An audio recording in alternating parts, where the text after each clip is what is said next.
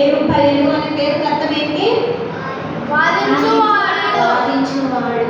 ఇప్పుడు గిద్యోను అంకుల్ పరిపాలించాడు కదా ఇశ్రాయేల్ ప్రజల్ని. ఎన్ని ఇయర్స్ పరిపాలించాడు? 40 ఇయర్స్. ఎన్ని ఇయర్స్? 40 సంవత్సరాలు ఇశ్రాయేల్ ప్రజలు ఎలా ఉన్నారు తెలుసా? హ్యాపీగా ఉన్నారనమాట. అప్పుడు ఎవరు కింగ్? కింగ్ ఎవరు? గిద్యోను అంకుల్ కదా.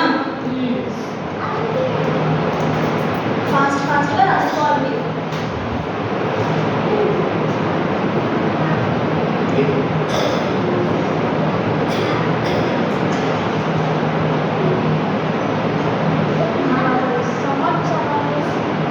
ఇప్పుడు మనకి ఈ గిద్యోను అంకుల్ గురించి తేజ వచ్చి ఎక్స్ప్లెయిన్ చేస్తాడు, మనం విందాం. ఓకేనా? Okay, are you ready? Very good. ఇప్పుడు తేజ నాకు మనము ఛాన్స్ ఇద్దాం. కమాన్ తేజ, క్లాస్ కొట్టండి అంటే.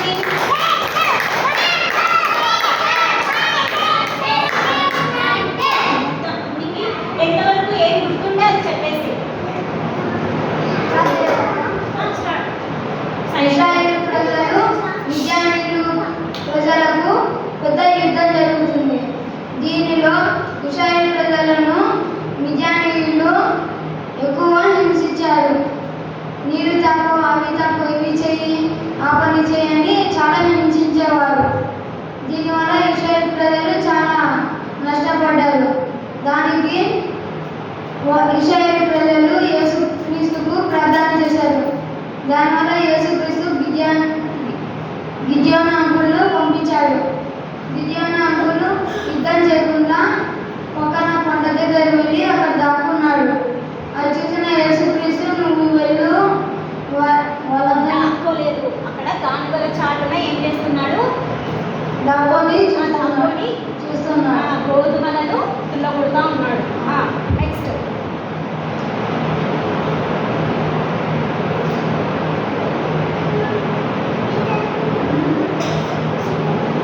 అప్పుడు యేసుక్రీస్తు పిలుస్తాడు గిద్యోను అంకుల్ని పిలిచి, నువ్వు కదా నేను వస్తాను, ఇద్దరం కలిసి యుద్ధం చేద్దామనే లోపు గిద్యోను అంకుల్కి 300 మందిని పిలిచి 100 మంది పక్కన 100 మందిని ఒక పక్కన పెట్టారు.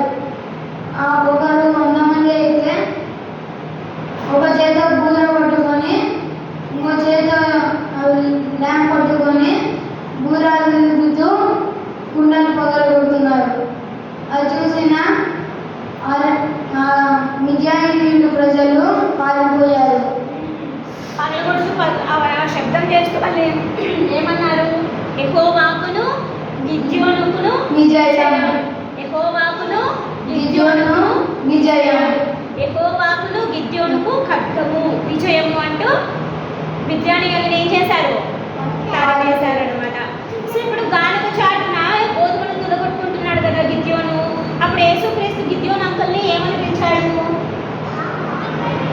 పరాక్రమము గల బలాఢ్యుడా. సూపర్ కదా. అంటే అంకుల్ గిద్యోను అంకుల్ ఎంత స్ట్రాంగ్ పర్సన్ కదా. మనం కూడా ఏం చేయాలి? మనం ఇప్పుడు గిద్యోను అంకుల్ నుంచి నువ్వేం నేర్చుకున్నావో చెప్పు తేజ. నీకు గిద్యోను అంకుల్ అంటే ఏం నేర్చుకున్నావు? అంకుల్ని చూసి ఎలా ఉండాలి అని అర్థమైంది నీకు? స్ట్రాంగ్గా బలంగా ఉండి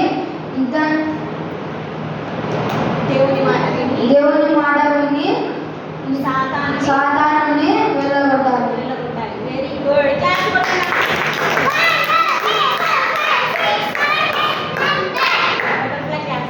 okay, very good, very good Teja. Super కదా. అంటే బాగా చెప్పాడా లేదా? సూపర్గా చెప్పినాడు. ఇప్పుడు 5th కింగ్ కదా గిద్యోను అంకుల్. ఎన్ని ఇయర్స్? 40 ఇయర్స్. ఇశ్రాయేల్ ప్రజలు ఎలా ఉన్నారంట? హ్యాపీగా ఉన్నారు. సో ఇదన్నమాట గిద్యోను అంకుల్ గురించి. ఇప్పుడు గిద్యోను అంకుల్కి ఇంకొక పేరేంటి?